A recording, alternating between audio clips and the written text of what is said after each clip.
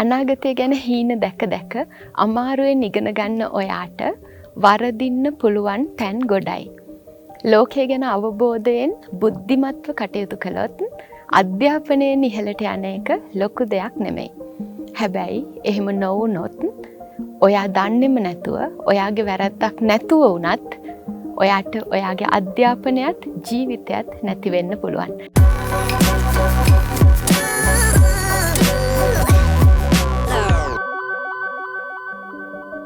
මේ කතාව කියන්නේ එක්තරා විශ්වවිද්‍යාල ශිෂ්‍යයෙක් ගැන. එයා හරිම අමාරුවෙන් ඉගෙන ගත්ත කෙනෙක්, හරි දක්ෂ කෙනෙක්. ඒ ලෙවල් වලට හරි හාස්කමකින් වගේ ලකුණු ගත්ත කෙනෙක්. හාස්කමකින් වගේ කියලා කිව්වේ එයාට ගොඩාක් ප්‍රශ්න තිබ්බා ගෙදර. අම්මයි තාත්තයි හැම තිස්සෙම රණ්ඩු සරුවල් කරගන්න. එයාගේ උසස් පෙළ කාලයේදීම එයාට ගොඩක් වුමනාව තිබ්බා කොහොම හරි හොඳ රෑන්ක් එකක් ගන්න. ඒත් මුළු පාසල් කාලෙම වගේ උසස් පෙළ කාලෙදිත් ගෙදර තිබ්බේ රණ්ඩු සරුවල් විතරමයි. කෑකෝ ගැසීම්, කුණුහරුප බැන ගැනීම මේ වගේ දේවල් හැමදාම මේ ගෙදර පුරුද්දක් වගේ. ඉතින් එහෙම වෙනකොට කොහොමද උසස් පෙළ කරන ළමයෙක් පාඩම් කරන්නේ? මේ මරා ගැනීම, රණ්ඩු වීම අතරේ මේ කෙනා ලස්සනට තමන්ගේ වැඩ ටික කරගත්තා. ඒක කොයිතරම් අමාරුද කියලා ඔයාලා දන්නවා ඉගෙන ගන්න අය විදිහට. මොකද අපිට ફોකස් කරන්න කොච්චර අමාරුද? කිසිම ශබ්දයක් නැති තැනක උනත් අපිට ફોකස් කරන්න අමාරුයි. එක දිගට පාඩම් කරන්න අමාරුයි. ඉතින් එහෙම තියාගෙනත් කොහොම හරි මේ අපායෙන් ගොඩ එන්න කියලා හිතාගෙන මේ දරුවා පාඩම් කරනවා. එයා අයිලන්ඩ් රෑන්ක් එකකුත් දාලා තමයි විශ්වවිද්‍යාලයට එන්නේ. විශ්වවිද්‍යාලයට ඇවිල්ලා හීන ගොඩක් එක්ක ඔහු තමන්ගේ ජීවිතේ පටන් ගන්නවා. අධ්‍යාපනය පටන් ගන්නවා. ලොකු ප්ලෑන් එකක් එක්ක පටන් ගන්න විශ්වවිද්‍යාල අධ්‍යාපනය හරි ආසාවෙන් මෙයා කරගෙන යනවා. ඉගෙනීම් හැර වෙන අනවශ්‍ය දේවල් වලට මෙයා යොමු වෙන්නේ නැහැ. හේතුව තමයි එයාට එයාගේ අනාගතය ගැන හොඳ ක්ලියර් අයිඩියා එකක් තියෙනවා.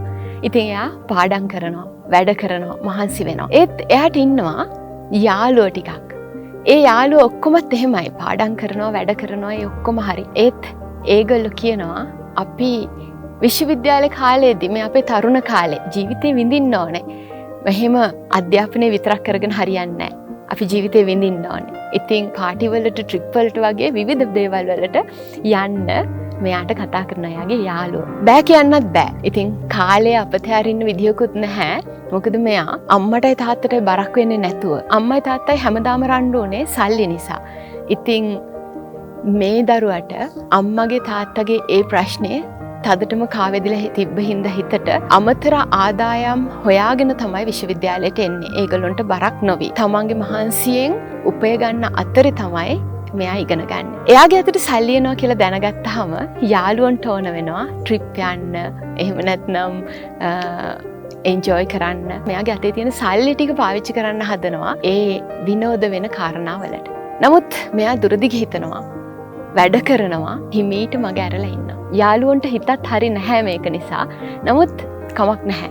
ඒගොල්ලොත් එකතු වෙලා පාඩම් කරනවා.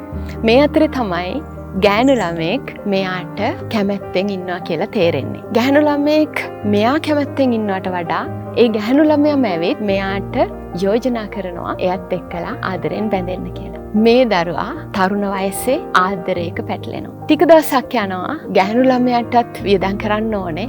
යාළුවන්ටත් වියදම් කරන්න ඕනේ. අතට හම්බ වෙන ටික ඔක්කොම එහෙම වියදම් වෙන අතරේ තව එක එක දේවල් නිසා ආගියුමන්ට්ස් ඇති වෙනවා මේ හැමෝමත් එක්ක. එක වෙලාවකදී බෑ කියන්න බැරි කමටම ට්‍රිප් එකක් ගියාට පස්සේ මෙයාට දකින්න ලැබෙනවා පුදුම සහගත දෙයක්. ඒ තමයි තමන් ආදරය කරන කෙනා අනිත් තමන්ගේම යහළුවෝ කිහිප දෙනෙක් එක්ක ශාරීරිකව එකතු වෙනවා.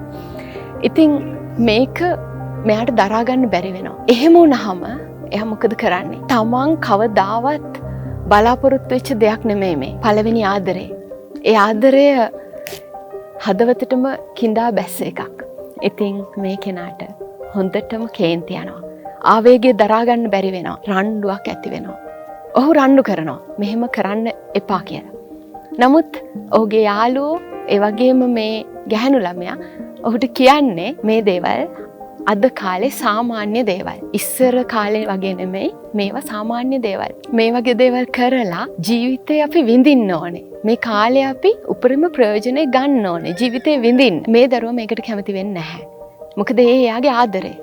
එයාගේ අවංක ආදරය. ඉතින් එයා දිගටම ඒකට විරුද්ධ වෙනවා. ඒ වගේම මේ ආගියුමන්ට් එක දුර දිග ගිහින් ලොකු රණ්ඩුවක් බවට පත් වෙනවා.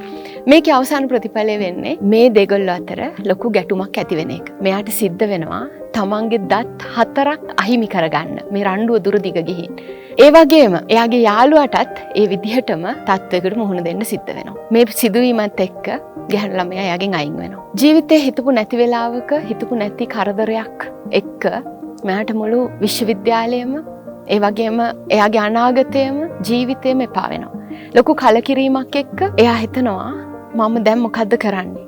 විශ්වවිද්‍යාලයේ තවදුරටත් ඉන්න පුළුවන් කමක් නැහැ. ඉතින් තීරණය කරනවා විශ්වවිද්‍යාලය අතහැරලා කොහේ හරියන්න. කොහේ හරියන්නේ කොහොමද? ගෙදර යන්න බෑ.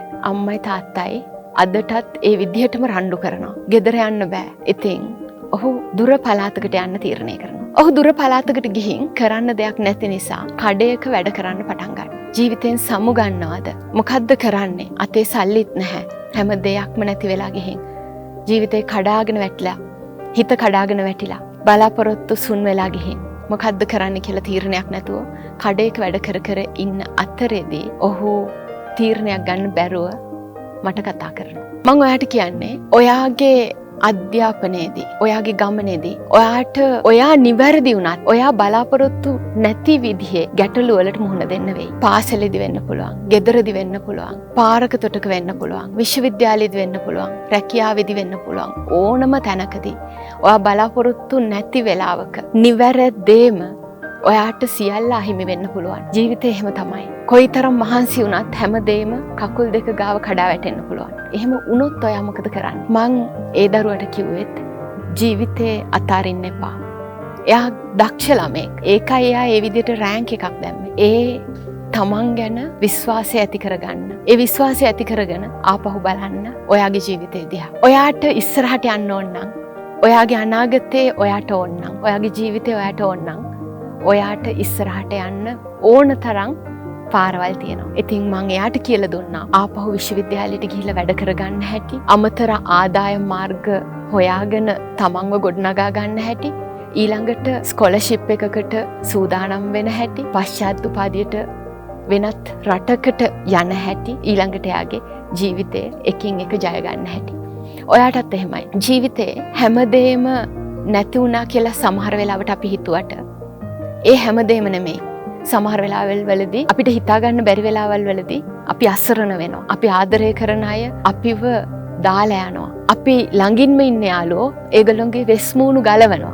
ඒ වගේ වෙලාවට අපි අපිව අත්හැරලා හරියන්නේ නැහැ. අපි දැනගන්න ඕනේ අපේ අනාගතේ ඉස්සරහට අරගෙන යන්න. ඕනම තැනකදී ජීවිතේ ඔයාට choices ගොඩක් තියෙනවා. ඒ ඔයාගේ තේරීම. බුද්ධිමත් වෙන්න පොතේ විතරක් මේ පාඩම් නැහැ.